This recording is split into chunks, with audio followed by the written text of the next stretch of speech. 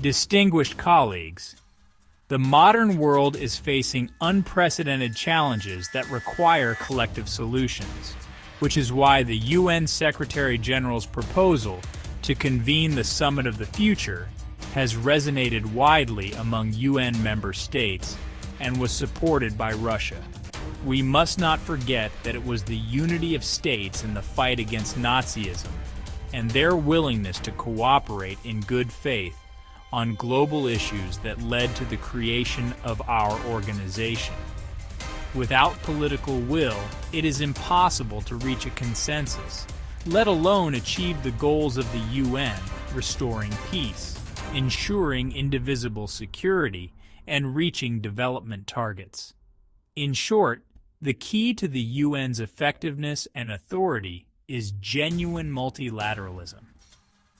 As a founding state of the UN and a responsible member of the international community, Russia places special importance on efforts to strengthen the system of multilateral cooperation.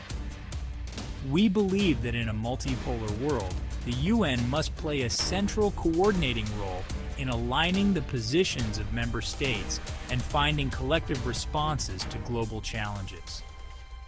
Guided by this mindset, the Russian side actively participated in the process of drafting the Pact for the Future from the very beginning. We were not only guided by national interest, but also focused on the priorities of the global majority.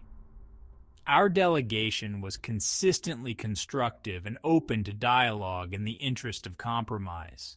Despite this, the final versions of the pact and its annexes still contain non-consensual elements that do not contribute to the achievement of the summit's stated goals and are fraught with negative consequences for the very foundations of the UN's work. Russia did not block the adoption of the pact and joined the previously voiced statement by the group of friends in defense of the UN Charter. However, we distance ourselves from the consensus on the Pact and the Digital Compact, particularly regarding the elements outlined below. Specifically, we cannot support formulations aimed at undermining the intergovernmental nature of the organization. The selective citation of universally recognized principles of international law is also unacceptable.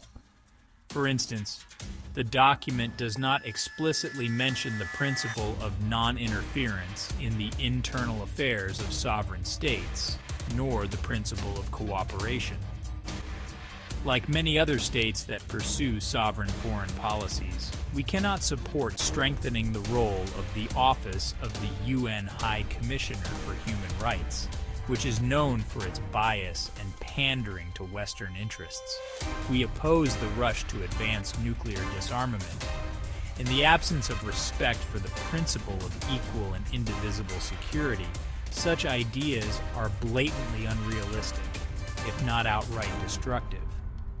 The Global Digital Compact also contains significant flaws. It seeks to elevate non-governmental actors to the same decision-making level as states on international technological issues and proposes the creation of additional review mechanisms with unclear mandates. Undoubtedly, the documents adopted at the summit contain some ideas that meet the expectations of the global majority. These include the reform of the global financial architecture, expanding access to technology, and bridging the digital divide to achieve the Sustainable Development Goals.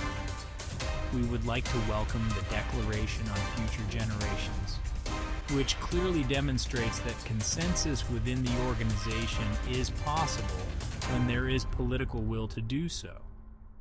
In light of our position, we emphasize that the summit's final documents do not impose obligations regarding provisions on which there is no consensus. These provisions cannot be automatically transferred to other UN documents, as they require further careful consideration and agreement with the participation of all member states, with full respect for their approaches and concerns. Thank you for your attention.